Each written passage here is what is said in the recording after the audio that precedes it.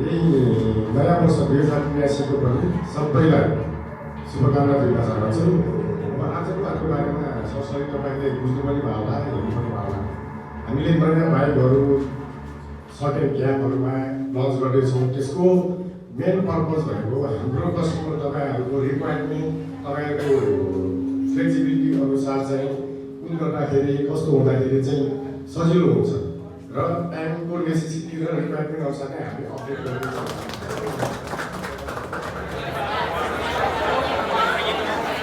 Ready, steady, get set, go!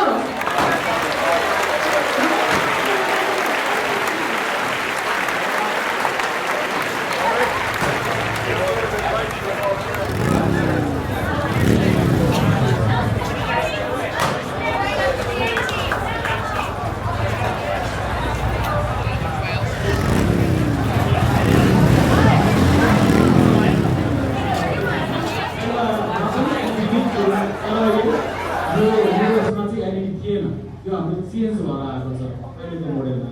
त्यसै गरी हेर्ने हो भने धेरै कुराहरू चेन्ज छ। ट्रिपल नेभिगेसन पाउँछौँ, म्याप स्याप टक्क हेर्नलाई, यसमा राइट साइड जानलाई।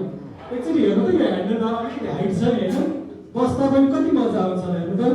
टक्क बस्दाखेरि तपाईँको यो हातको पोजिसन अलिक माथि आयो नि, अलिकति बब्बर स्टाइल देखिएन, जिएनजी टाइपको क्या खास यो हो होइन। यसको यो सब gear position indicator, C type चार्जरहरू सबै फेसिलिटीहरू अपडेटेड छ।